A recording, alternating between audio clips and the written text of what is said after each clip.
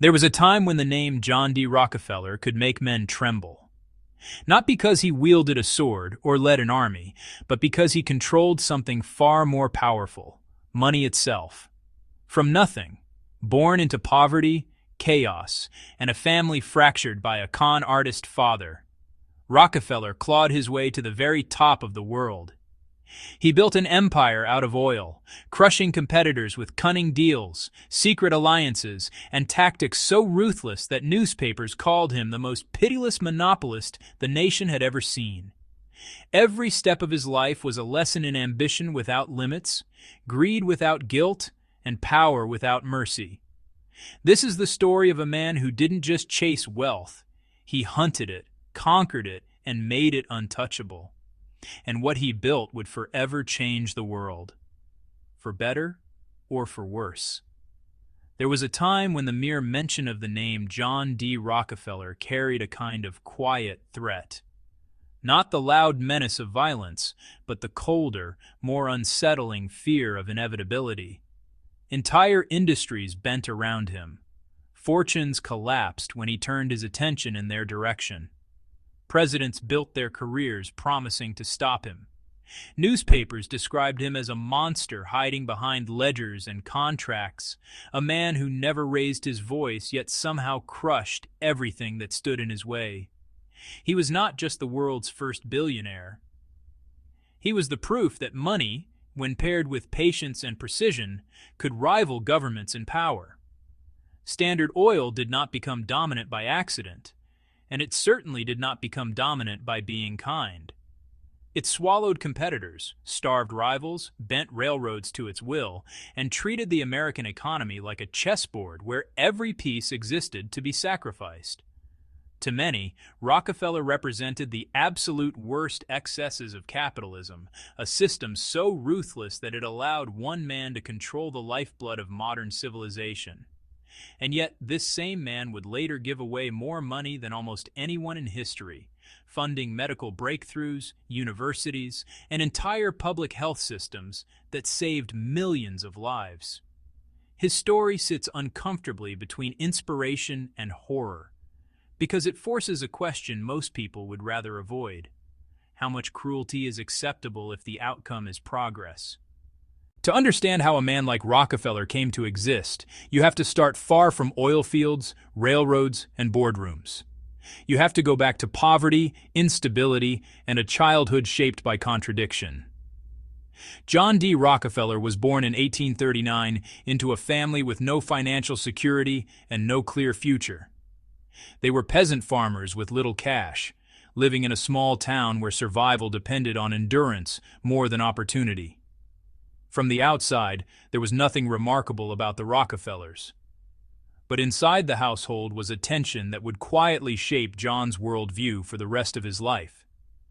His father, William Rockefeller, known locally as Devil Bill, was the most unpredictable figure in the family.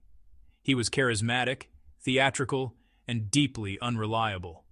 He avoided farm work, preferring to drift between odd pursuits, performing tricks, training animals, and telling stories that blurred the line between entertainment and deception. He disappeared for long stretches of time without explanation, leaving behind a struggling family that barely scraped by. Then, without warning, he would return in luxury, arriving in fine clothes and expensive carriages, showering his children with gifts before vanishing again just as abruptly. For young John, this pattern was deeply confusing. The family lived in a decaying house, wore worn-out clothes, and went to bed hungry and cold more often than not. And yet, wealth seemed to exist somewhere nearby, just out of reach, appearing briefly before evaporating. What John didn't fully understand at first was that his father's money came not from honest work, but from deception. Under the alias Dr. William Livingston, Bill traveled from town to town selling fake cures and useless potions to the sick and desperate. He preyed on hope, exploited ignorance, and disappeared before consequences could catch up to him. While Bill drifted in and out of their lives, John's mother anchored the family. She was deeply religious, disciplined, and uncompromising in her sense of duty. With her husband gone for long periods, she relied heavily on John, even when he was still a child.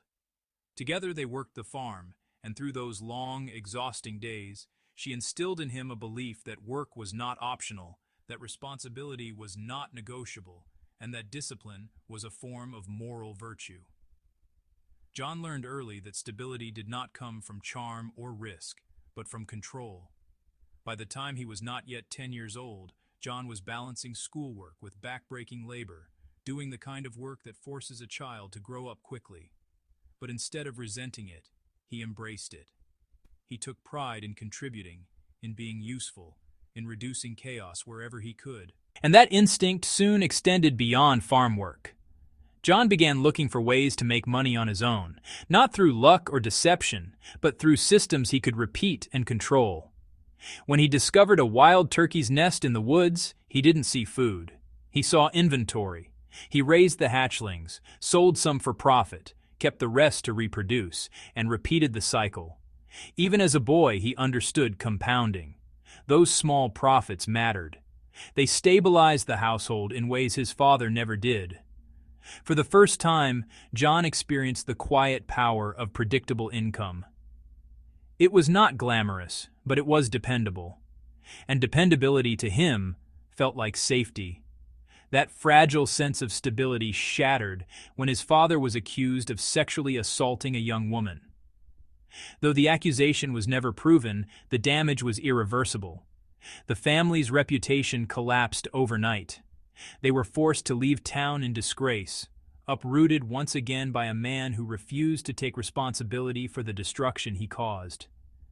And rather than retreating from his double life, Bill escalated it, secretly marrying another woman in another state under his fake identity, abandoning his original family almost entirely. By this point, John was no longer just helping his family, he was effectively leading it. As they moved from town to town, he took on more responsibility, managed what little money they had, continued working, and even began issuing small loans. While other boys his age were dreaming, John was calculating. He was learning that power belonged to those who understood numbers, leverage, and timing. When the family finally settled in Cleveland, Ohio, John was 16 and approaching the end of his schooling. College was a dream he briefly allowed himself to consider, but reality shut it down quickly. With siblings to support and a father who was functionally absent, there was no room for delayed gratification. Education would have to wait. Survival came first. 2 months before graduation, John dropped out of school and began searching for work. He did not aim low. He targeted the biggest railroads, banks, and wholesale merchants in the city, walking into offices where grown men laughed when they realized he was only 16. The rejection was relentless, but humiliation did not deter him. After 6 weeks, one small firm finally gave him a chance, impressed by his meticulous handwriting and discipline, and told him to start immediately without even discussing pay. John didn't care. To him, this was not a job. It was an entry point. John D. Rockefeller's early career wasn't just a ladder he climbed. It was a crucible. Every job, every interaction, every ledger was training for a war most men didn't even know existed. He obsessed over efficiency, precision, and leverage. If a clerk misfiled an invoice or a shipment arrived late, it wasn't just an error. It was a crack in the system that he could exploit, either to fix it himself and appear indispensable or to quietly undermine a competitor. Rockefeller had an almost pathological focus. Everything was data, everything was strategy, and everything could be weaponized. By the age of 20, Rockefeller had mastered not just accounting, but human behavior. He could read ambition, laziness, and fear in a glance. He understood that people could be manipulated with the right combination of praise, intimidation, and opportunity. In business, he didn't just compete, he calculated how to make others fail while appearing cooperative. It wasn't charm, it was camouflage. He could make someone feel like they were winning, only to later discover they had been corralled into a corner with no escape. When he entered the oil business, the timing was perfect. The industry was a mess. Unregulated wells, patchwork rail logistics, cutthroat competitors, unpredictable markets. Most men saw chaos. Rockefeller saw control points. He started small, but he didn't start sloppy. He drilled down into costs with a surgeon's precision. He measured fuel efficiency, analyzed transport expenses, and forced suppliers and partners into contracts that favored him without appearing aggressive. Every penny saved became a weapon. Every inefficiency in a rival's operation became leverage. Railroads became his first major lever of power. Standard Oil negotiated rebates and preferential treatment that competitors couldn't touch. Rockefeller didn't just ask politely. He leveraged volume, timing, and threat. Rail companies quickly realized that favoring Standard Oil was safer than opposing it. Resisting him was like poking a sleeping bear that knew exactly when to wake. Those rebates allowed him to undercut competitors systematically.